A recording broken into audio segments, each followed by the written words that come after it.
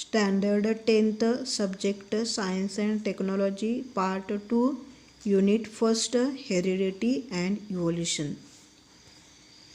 Students, in previous video we started the heredity and evolution, this first chapter from science part 2nd. We already know about the what is heredity and what are the heredity changes occurs and history of this heredity, about the studies of heredity, etc. So now today we are going to study about the transcription, translation and translocation, all these three concepts. Now see here, before to start the study of these three concepts, we recall some things or some questions are here. See, first question is sketch and explain the structure of DNA and various types of RNA. Structure of DNA, you already studied about the structure of DNA. DNA has a double stranded helical structure, you know about that. So this type of structure you studied in previous standard in 9th, and that has a nucleotide, and nucleotide has one pentose sugar and then phosphate molecule and nitrogenous base here, and this one is a one strand, and like that there is a another strand is here. So double stranded and helical means a rounded ladder like structure these DNAs have. Now see the various types of RNA. RNAs has three types according to their function. RNAs, that is a ribonucleic acid. Here these three types of RNAs are there, that are messenger RNA, that is the mRNA, then rRNA, that is the ribosomal RNA, and tRNA, that is the transfer RNA. So these three are the types of RNA. Now see second question, explain the meaning of the genetic disorders and give names of some disorders. Now see what is the genetic disorders. So these are the disorders or diseases which are caused due to abnormalities in the chromosomes and mutations in the particularly genes that are called as genetic disorders. Now what are the some disorders, genetic disorders? For example, see, we studied in 9th standard that there are different types of genetic disorders according to the there is abnormalities in chromosomes, and that are Turner syndromes or Down syndrome, then Klinefelter syndrome, sickle cell anemia. All these are the different types of, or there are albinism, hemophilias. All these are the different types of genetic disorders. Okay. Now see next one is, with the help of RNA, the genes present in the form of DNA participate in the functioning of cell and thereby control the structure of functioning of the body. आता बघा इथं काय दिलं बघा, RNAच्या मदतीने जे genes आहेत DNAवर प्रेझेंट असणारे. So genes are the segments present on the DNA which are responsible to carry the different types of characteristics from parents to their offsprings. So these genes are participate in the functioning of the cell. आता हे कशा बघा, हे जी jeans आहेत जे DNAवर present असतात, तर हे RNAच्या मदतीने काय करतात, जे सेलमध्ये होणारे जे फंक्शनिंग आहेत तर त्याच्यामध्ये पार्टिसिपेट होतात, आणि अशा प्रकारे ते काय करतात, त्या सेलच्या स्ट्रक्चर किंवा त्याचं जे फंक्शनिंग आहे, म्हणजेच बॉडीचं जे स्ट्रक्चर आणि फंक्शनिंग आहे तर त्याच्यावर कंट्रोल करण्याचं काय करतात, फंक्शन करतात. So information about the protein synthesis is stored in DNA and synthesis of appropriate proteins as per requirement is necessary for the body. आता प्रोटीन सिंथेसिस जे आहे तर ते ॲक्च्युली काय करत असतं, so that controls the structure and the functioning of the body.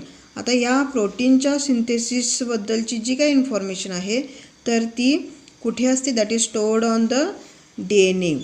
आणि जे प्रोटीन्स जे ॲप्रोप्रिएट प्रोटीन जे सिंथेसिस आहेत, आता याच्यासाठी जे ॲप्रोप्रिएट प्रोटीन्स जे आहेत रिक्वायरमेंट, तर ते सिंथेसिस होणं काय असतं, गरजेचं असतं बॉडीसाठी. So these proteins are synthesized by the DNA through RNA. आता हे जे ॲप्रोप्रिएट प्रोटीन्स आहेत हे सिंथेसाइज केले जातात कुणाकडून? DNA कडून हे सिंथेसाइज होतात आणि कुणाच्या मदतीनं? RNAच्या. So this is called as a central dogma. यालाच काय म्हटलं जातं? सेंट्रल डोग्मा असं म्हटलं जातं. So mRNA produced as per the sequence of the nucleotides on the DNA. आता mRNA म्हणजे मेसेंजर RNA जे आहेत तर ते न्यूक्लियोटाइड्स DNA वरचे जे न्यूक्लियोटाइड्स आहेत त्यांच्यामध्ये जसा सिक्वेन्स, हा सिक्वेन्स कुणाचा? तर नायट्रोजनस बेसिस जे 4 टाईप्स जे तुम्हाला माहिती आहेत तर त्याच्या सिक्वेन्सनुसार काय केलं जातं? mRNA जे आहेत तर ते काय होतात? प्रोड्यूस होतात. Only one of the 2 strands of DNA is used in this process. आता याच्यामध्ये म्हणजे हे जे mRNA जे तयार होतात तर तिथे काय होतं? 2 जे स्ट्रँड्स आहेत DNAचे त्याच्यापैकी फक्त एका स्ट्रँडचा काय केला जातो? यूज केला जातो टू प्रोड्यूस mRNA. त्या एका स्ट्रँडच्या ॲप्रोप्रिएट असे काय होतात? mRNAची काय होते? एक स्ट्रँड तयार होते. हे कशानुसार? As per the sequence of the nucleotide. म्हणजे नायट्रोजनस बेसिसचा सिक्वेन्स कसा आहे त्याप्रमाणे काय होतं? हे mRNA तयार होत असतात. So the sequence of the nucleotides in mRNA being produced is always complementary to the DNA. आत्ता मी सांगितलं त्याप्रमाणे बघा, जसा न्यूक्लियोटाइडचा सिक्वेन्स आहे तर तो काय होतो? तशा प्रकारे mRNA जे आहेत तर ते तयार होत असतात आणि हे कसे असतात? That are complementary to DNA. म्हणजे DNAला पूरक असा जसा DNAवरचा काय असतो? सिक्वेन्स असतो त्याला कॉम्प्लिमेंटरी काय होतो? सिक्वेन्स तयार होतो कुणावर? mRNAवर. Beside there is a uracil in RNA instead of the thymine of the DNA. फक्त याच्यामध्ये फक्त काय आहे बदल असतो तर तो म्हणजे जेव्हा कॉम्प्लिमेंटरी असा mRNA तयार होतो तर तेव्हा DNAमध्ये काय असतात? हे थायमिन असतं. पण RNA जेव्हा तयार होतो तर तेव्हा हे थायमिन काय होतं? रिप्लेस होतं. म्हणजे त्याच्या ठिकाणी युरॅसिल जे आहे तर ते RNAमध्ये येतं. So this process of RNA synthesis that is called as a transcription. आणि ही जे mRNA जे RNAचे सिंथेसिस म्हणजे RNA तयार होण्याची ही जी प्रोसेस आहे यालाच काय म्हटलं जातं? ट्रान्स्क्रिप्शन असं या प्रोसेसला म्हटलं जातं. So this is a transcription. Transcription is nothing but this is the process of formation or synthesis of mRNA with the help of DNA. So the sequence of this is complementary to the DNA. Okay. So here see the process of transcription. म्हणजे इथं बघा काय केलं आहे? हा DNAचा काय आहे? Double strand आहे. तर याच्यामध्ये फक्त एकच जो आहे एकच स्ट्रँड जो आहे तर तो काय होतो? वापरला जातो. कशासाठी? हा mRNA जो आहे म्हणजे हा जो RNA तयार होणार आहे तर तो. आता इथं जे काय सिक्वेन्स असतो त्याला कॉम्प्लिमेंटरी सिक्वेन्स काय होतो? या RNAवर तयार होत असतो आणि हा RNA इथून काय होतो? बाहेर जातो. So this process is a transcription. या प्रोसेसला ट्रान्स्क्रिप्शन असं म्हटलेलं आहे. Here see now the mRNA formed in a nucleus comes in cytoplasm. आता हा जो RNA आहे म्हणजेच mRNA हा काय होतो? न्यूक्लियसमध्ये तयार होत असतो आणि तो न्यूक्लियसमधून काय होतो? बाहेर येतो सायटोप्लाझममध्ये सेलच्या. It brings in the coded message from DNA. आता हा जेव्हा येतो तर तेव्हा त्याच्यावर काय असतो? कोडेड मेसेज असतो. कुणावरचा हा कोडेड मेसेज आहे? या DNAवरचा. कारण याला कॉम्प्लिमेंटरी सिक्वेन्स कुणावर तयार झालेला आहे? या RNAवर. म्हणजे mRNA जो आहे तर त्याच्यावर काय असतो? त्याच्यामध्ये जो सिक्वेन्स आहे तर तो कसा असतो? कोडेड फॉर्ममध्ये असतो. The message contains the codes for amino acids. आता याच्यावर कुठला मेसेज असतो? तर याच्यावर काय असतात? कोड्स असतात. कशासाठी? For the amino acid. Amino ॲसिडसाठी काय असतात? हे कोड्स असतात. The code for each amino acid consist of 3 nucleotides. या कोड्समध्ये तीन काय असतात? नायट्रोजनस बेसिसचे हा कोड असतो 3च्या फॉर्ममध्ये. तर तो जर सिक्वेन्स असेल तर तिथं काय होतो? एक पर्टिक्युलर टाईपचा अमिनो ॲसिड तयार होत असतो. So the code for each amino acid consist 3 nucleotide. So this is called as a triplet codon आणि म्हणून त्याला काय म्हटलं आहे, ट्रिपलेट कोडॉन असं म्हटलेलं आहे. सो इथं बघा, doctor Hargobind Khorana the scientist of the Indian origin has made an important contribution in discovery of the triplet codons for 20 amino acids. आता आपल्या बॉडीमध्ये एकूण टोटल काय आहे, 20 अॅमिनो ॲसिड्स प्रेझेंट असतात आणि त्याच्यापासून थाउजंड्स ऑफ अॅमिनो ॲसिड एकत्र जोडले जातात आणि प्रोटीन जो एक मॉलिक्यूल तयार होत असतो. तर याच्यामध्ये या 20 अॅमिनो ॲसिड्सच्या जे डिस्कवरी आहे त्याचे कुठल्या ट्रिपलेट कोडॉन्समुळे कुठल्या टाईपचा अॅमिनो ॲसिड तिथं सिंथेसाइज होणार आहे याच्याविषयीची जी डिस्कवरी आहे, तर त्याच्यामध्ये डॉक्टर हरगोविंद खुराना जे आहेत तर त्यांनी बरंचसं काय केलं आहे, हे त्यांनी शोधून काढलेलं आहे. तर त्याच्यासाठी he has been awarded with the Nobel prize in 1968. तर त्याच्यासाठी त्यांना नोबेल प्राईजनं काय केलं आहे, अवॉर्डेड केलेलं आहे 1968मध्ये आणि अलॉंग विथ 2 इतर जे सायंटिस्ट आहेत त्यांच्यासोबत. Now next see, each mRNA is made up of thousands of triplet codon. प्रत्येक असा जो mRNA असतो तर त्याच्यावर असे काय आहे, थाउजंड्स ऑफ काय असतात तिथं ट्रिपलेट कोडॉन्स प्रेझेंट असतात. आणि as per the message of mRNA amino acids are supplied by tRNA. आता जसा मेसेज आहे या mRNAवर तर त्या प्रकारचे जे tRNA आहेत हे काय करतात, हे tRNA त्याच टाईपचा जो अॅमिनो ॲसिड आहे तर तो काय करतात, सप्लाय करतात. तर याच्यासाठी काय केलं जातं बघा, म्हणजे कुठल्या टाईपचे हे अॅमिनो ॲसिड सप्लाय करणार आहेत हे tRNA. तर याच्यासाठी tRNA जे आहे तर त्यांच्यावर काय असतात, अँटीकोडॉन्स आहेत. आणि हे अँटीकोडॉन्स म्हणजे हे कोडॉन्स आणि त्याला अँटीकोड म्हणजे हा जो मेसेज आहे हे काय करणे, रीडिंग करणे असं आपण म्हणू शकतो. तर याला रीड करण्यासाठी या मेसेजला म्हणजे mRNAवरचा जो मेसेज आहे म्हणजे हे जे कोड्स आहेत त्याला काय करायचं आहे, आपल्याला आता रीड करायचं आहे. त्याच्यासाठी अँटीकोडॉन्स कोणावर असतात, या tRNAवर असतात. हे काय करतात, याच्यामधल्या ट्रिपलेट कोडॉन्सला रीड करतात आणि त्याच्याप्रमाणे अॅमिनो ॲसिड काय करतात, सप्लाय करतात. So the sequence of codons on the mRNA. So this is called as translation. म्हणजे ट्रान्सलेशन म्हणजेच काय, हे रीडिंग करणे कोणाच्या मदतीनं, या tRNAच्या. So the amino acids brought in by tRNA are bonded together by peptide bonds with the help of RNA. आता काय केलं जातं बघा, हे जे अॅमिनो ॲसिड जे tRNA कडून काय केले जातात, सप्लाय केले जातात, हे याच्यामध्ये बॉन्ड्स तयार होतात, दे आर बॉन्डेड टुगेदर. आता हे बॉन्डिंग कसं होतं, तर एक अॅमिनो ॲसिड जो आहे तर तो दुसऱ्या अॅमिनो ॲसिडला काय केला जातो, जोडला जातो, जॉईनिंग होतं ते. आणि कशाच्या मदतीनं, पेप्टाईड बॉन्डच्या मदतीनं. So the bonding of धीज with the help of peptide bonds. आता हे कुणाच्या मदतीनं केलं जातं, RNA. RNA कोण आहे, जो RNA काय करतो, रायबोझोमशी काय असतो, रिलेटेड असतो. So that is a RNA. तर याच्या मदतीनं काय केलं जातं, ही प्रोसेस कंप्लीट केली जाते.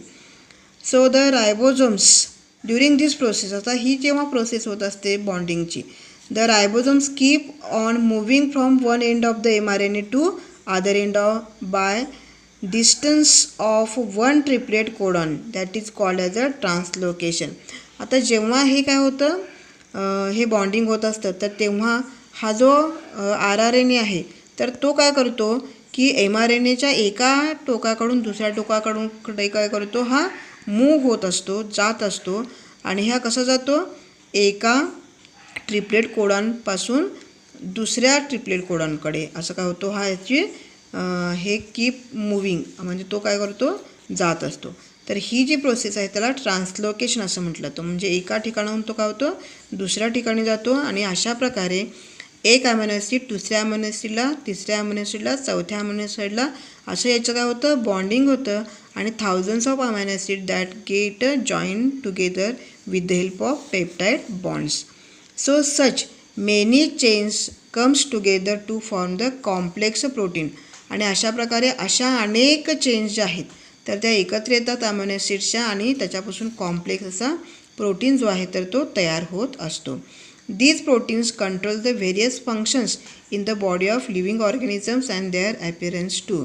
आणि हे प्रोटीन्स काय करतात, लिव्हिंग ऑर्गॅनिझममध्ये जे वेगळे फंक्शन्स केले जातात, कॅरी आउट केले जातात, त्यांच्यावर कंट्रोल केले जातात. शिवाय त्यांचं जे अपीअरन्स आहे त्याच्यावर पण याचा काय असतो, कंट्रोल असतो.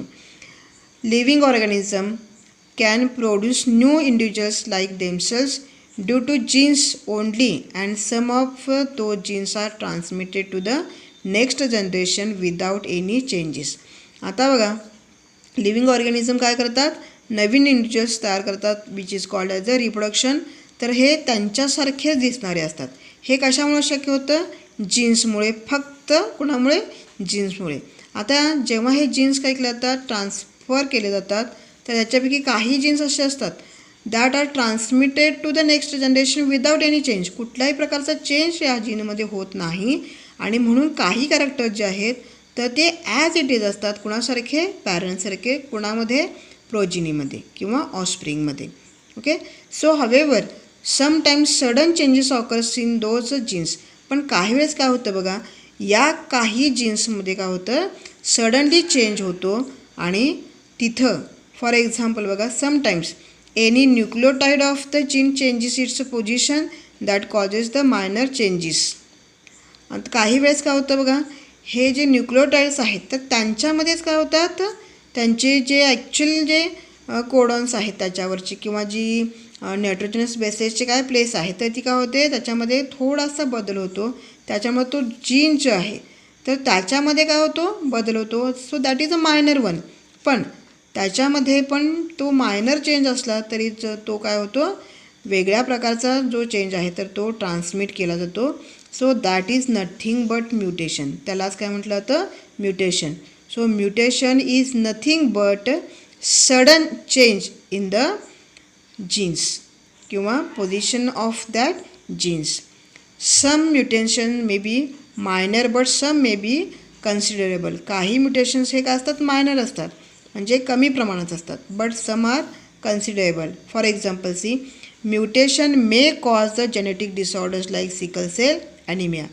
काही म्युटेशन्स असे असतात की ज्याच्यामुळं काय होतं, जेनेटिक डिसऑर्डर्स तयार होतात, जसं सिकल सेल ॲनिमिया. याच्यामध्ये काय झालं आहे बघा, तर this is the everlasting process and it is one of the proof for Darwin's theory of natural selection. तर याच्यामध्ये सिकल सेल ॲनिमियासारखे काही डिसऑर्डर जे आहेत तर ते म्युटेशन्समुळे तयार होतात. तर हे काय आहे, डार्विन्स थेरी जे नॅचरल सिलेक्शनचं ते त्याचं एक एक्झाम्पल म्हणून आपण सांगू शकतो. Now next point is evolution. So before start to evolution, so there are some questions. Can you recall these questions? See, what is the function of the appendix of our digestive system? तर आपल्या बॉडीमध्ये असणारा appendix जे आहे digestive सिस्टीममध्ये, तर त्याचा use काय होतो, तर काही यूज होत नाही. So that is a useless organ. Are our wisdom teeth really useful for chewing the food? Wisdom teeth जे आहेत म्हणजे जे अक्कलदाढा आपण म्हणतो त्या. So there is a no really that is not useful for chewing food. Why did the huge animals like dinosaurs become extinct? का झाले असतील? So there are some reasons to extinct dinosaurs. So they cannot withstand to the change in the environment or that condition of the surrounding of that, and therefore they may get extinct. Why are many species of the animals and birds getting extinct? आणि तशाच प्रकारे कितीतरी वेगळ्या प्रकारचे animals किंवा बर्ड्सचे काही ज्या species आहेत तर त्या एक्सटिंक्ट झालेल्या आपल्याला दिसतात. तर याच्या पण रिझन्स आपण ते सांगू शकतो. काही वेळेस काय होतात, काही अशा नॅचरल ज्या चेंज होतात सडन एन्व्हायरमेंटमध्ये, क्लायमॅटिक कंडिशन, टेम्परेचर, तर त्याला ते ॲडजस्ट होऊ शकत नाही किंवा ॲडॅप्ट होऊ शकत नाहीत. And therefore they may gate extinct. Now see what is evolution. Evolution. So evolution is a gradual change occurring in the living organism over a long duration. This is very slow going process through which development of the organism is achieved. तर evolution ही काय आहे, gradual change आहे जी living ऑर्गॅनिझममध्ये चालू असते आणि ही long ड्युरेशनसाठी म्हणजे खूप मोठ्या कालावधीसाठी ही होतच राहते. याच्यामध्ये there is a very slow growing process. ही खूप कमी हळूवारपणे होणारी काय आहे, प्रोसेस आहे. त्याच्यामध्ये ऑर्गॅनिझमचं काय होतं, डेव्हलपमेंट म्हणजे विकास होतो. All the stages in changes occurring in various components ranging from the stars and planets in the space to the biosphere present on the earth should be included in the study of evolution. आता जेव्हा आपण इव्होल्युशनचा study करतो तर तेव्हा फक्त living organisms नाहीत, तर प्रत्येक जो काय आहे या युनिवर्समध्ये काही घटक आहेत तर त्या सगळ्यांच्यामध्ये काय होतात, असे चेंजेस होत असतात. तर याच्यामध्ये स्टार्स पण येतात, प्लॅनेट्स पण येतात स्पेसमध्ये असणारे, आणि बायोस्फिअर जे आहे म्हणजे जे लिव्हिंग ऑर्गॅनिझम्स आहेत जे पृथ्वीवरचे, तर हे सगळे काय होतात या इव्होल्युशनच्या स्टडीमध्ये इन्क्लूड केले गेलेले आहेत. Formation of the new species due to the changes in specific characters of several generations of living organism as a response to natural selection is called as a evolution. So this is the definition of the evolution. Formation of new species. नवीन species का होणे म्हणजे प्रजाती निर्माण होते. तर याच्यामुळे कशामुळे, due to the specific characters, change in the specific characters. आणि हे फक्त एका जनरेशनमध्ये नव्हे, इन अ सेव्हरल जनरेशन म्हणजे एकानंतर दुसऱ्यानंतर तिसऱ्या, अशा कितीतरी जनरेशनमध्ये काय होतो, हा जो चेंज आहे काही स्पेसिफिक कॅरेक्टरमधला, तर त्याच्यामुळं नवीन प्रकारच्या स्पेसीज तयार होत असतात लिव्हिंग ऑर्गॅनिझममध्ये. तर हे कशासाठी, to response to the natural selection. हा दिलेला रिस्पॉन्स असतो त्या नेचरला दिलेला. So that process is called as evolution. त्याला आपण इव्होल्युशन असं म्हणू शकतो. आता इथं पहा, ही थोडी आपण इव्होल्युशनची हिस्ट्री पाहूया. So 3.5 billion years ago life has been known extinct on the earth. जवळजवळ 3.5 अब्ज वर्षांच्या पूर्वी कुठल्याही प्रकारचं काय होतं, लाईफ अस्तित्वात नव्हतं. सुरुवातीला काय झालं बघा, at the beginning there may have only simple elements in the oceans can on the earth. And पहिल्यांदा सगळ्यात आधी काही सिम्पल एलिमेंट्स जे आहेत, सिम्पल एलिमेंट्स जे आपण एलिमेंट्स म्हणतो आपण, कार्बन, हायड्रोजन, ऑक्सिजन, तर हे काय होते, फक्त ओशनमध्ये होते म्हणजे समुद्रात होते. Simple type of organic and inorganic compounds may have been formed from those. आता यांच्यापासून काही सिम्पल टाईपचे ऑर्गॅनिक आणि इनऑर्गॅनिक कंपाऊंड्स तयार झाले असतील पहिल्यांदा सुरुवातीला, आणि त्याच्यानंतर complex compounds like proteins and nucleic acids may have formed over the long period from those simple compounds. आणि मग पहिल्यांदा सुरुवातीला काय झाले, सिम्पल टाईपचे, एकदम सिम्पल टाईपचे ऑर्गॅनिक आणि इनऑर्गॅनिक कंपाऊंड्स तयार झाले, आणि त्याच्यापासून मग खूप मोठ्या कालावधीनंतर कदाचित काय झालं असेल, कॉम्प्लेक्स कंपाऊंड्स तयार झाले असतील, प्रोटीन्स किंवा न्यूक्लिक ॲसिड सारखे. First primitive type of cells may have formed from mixture of different types of organic and inorganic compounds. पहिल्यांदा काय झालं असेल, प्रिमिटिव्ह टाईपची जी सेल आहे, जी फॉर एक्झाम्पल प्रोकॅरियोटिक सेल आपण म्हणू शकतो, तर ती कदाचित काय झाली असेल, पहिल्यांदा सुरुवातीला तयार झाली असेल. ही कशापासून, तर वेगळ्या टाईपचे जे ऑर्गॅनिक आणि इनऑर्गॅनिक कंपाऊंड जे तयार झाले होता त्यांच्या मिक्सचरपासून. So number of those cells may have increased at the cost of surrounding chemicals. आता अशा प्रकारच्या सेलचा जो नंबर आहे म्हणजे त्यांची जी संख्या आहे तर ती काय झाली असेल, खूप जास्त वाढली असेल due to the surrounding chemical. त्यांच्या भोवती असणारे हे जे सगळे ऑर्गॅनिक आणि इनऑर्गॅनिक जे सबस्टन्स आहेत त्यांच्यापासून. And there may had been some differences among those cells and according to the principle of the natural selection, some may have shown good growth and some may have perished which would not adjust with the surrounding. आता त्याच्यापैकी बघा, त्याच्यामध्ये काही थोडे differences तयार झाले असतील त्या सेलमध्ये according to the principle natural selection.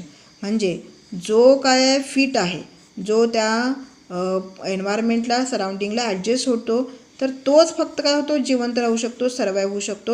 हे जे प्रिन्सिपल आहे, प्रिन्सिपल ऑफ नॅचरल सिलेक्शन, त्याच्यानुसार या सगळ्या सेल्समध्ये काही बदल होत गेले. तर त्याच्यामध्ये काही सेल जे आहेत तर त्यांच्यामध्ये चांगल्या प्रकारची ग्रोथ झाली, पण काही जे आहेत ते मात्र काय झाले, पेरिश झाले म्हणजे डिस्ट्रॉय झाले.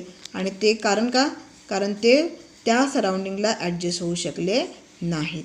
At the presence crores of species of plants and animals with huge diversity regarding shape and complexity are present on the अर्थ.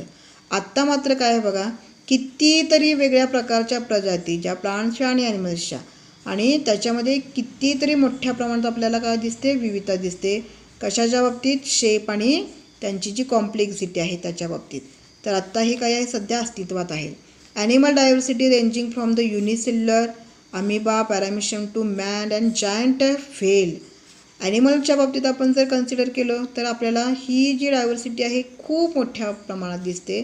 जसं युनिसेल्युलर ऑर्गॅनिझम्स आहेत अमिबा पॅरामिशियमसारखे, त्याच्यानंतर मॅन किंवा राक्षसी असे काय आहेत, व्हेलसारखे ॲनिमल्स पण या अर्थवर प्रेझेंट आहे. प्लांट डायव्हर्सिटीचा का आपण विचार केला तर काय आहेत बघा, तिथे पण various species ranging from the unicellular chlorella to the huge banyan tree. याच्यामध्ये पण आपल्याला ही काय होते, वास्ट व्हरायटी दिसते आपल्याला.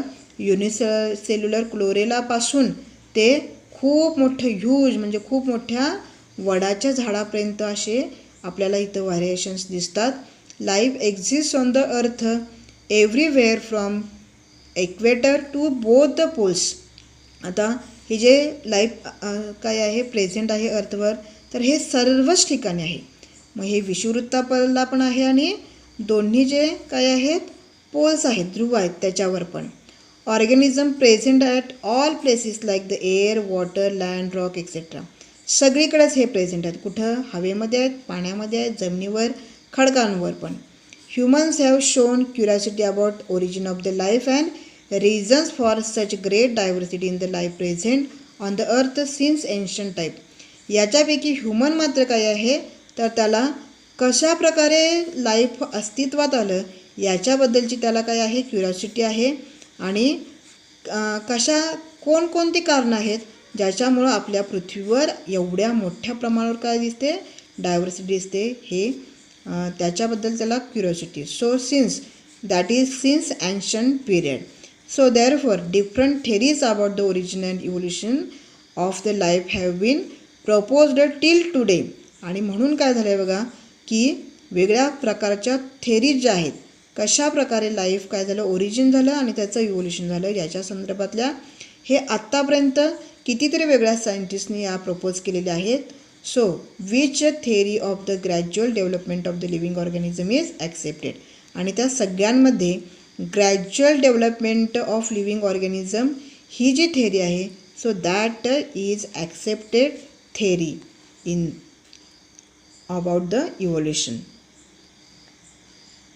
Now see here, peek into the history. Many philosophers and religious scholars have written their views about the formation of the life. कितीतरी वेगळ्या प्रकारच्या तत्त्वज्ञानी आणि जे काय रिलिजियस स्कॉलर्स आहेत तर त्यांनी काय केलं आहे, लाईफ संबंधी आपले जे काय व्ह्यू आहेत, आपला त्यांचा जे काय आहे मत आहे तर ते काय केलं आहे, मांडलेलं आहे, लिहिलेलं आहे त्यांनी. There seems to be thorough discussion over the formation of the universe in various cultures like Indian, Chinese, Roman, Greek etc. आणि प्रत्येक जे आहेत तर कशा प्रकारे हे विश्व अस्तित्वात आलं तर त्याच्यामध्ये बऱ्याच ठिकाणी वेगळ्या प्रकारचं डिस्कशन आपल्याला बघायला मिळतं. वेगळ्या कल्चर्समध्ये तर याच्यामध्ये वेगळ्या संस्कृती आहेत, जसं इंडियन, चायनीज आहे, रोमन, ग्रीक वगैरे या सगळ्यांमध्ये. Various cultures have noted different types of information about the planets. या वेगळ्या कल्चरमध्ये ज्या वेगळ्या प्रकारची जी प्लॅनेट्सबद्दल, स्टार्सबद्दल ही जी काय आहे जी इन्फॉर्मेशन आहे तर ती काय केली त्यांनी नोट डाऊन केलेली आहे.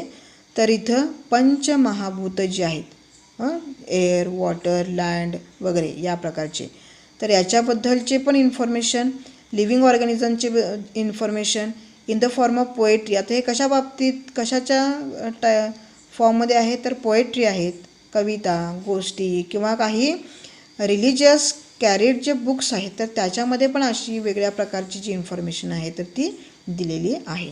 Now we stop here. Now see today's exercise. Write down the different types of here different types of steps, that are the transcription, translation and translation and translocation. These three different steps, and what is the mutation and the definition of evolution. In your notebook write down. This one is the today's exercise.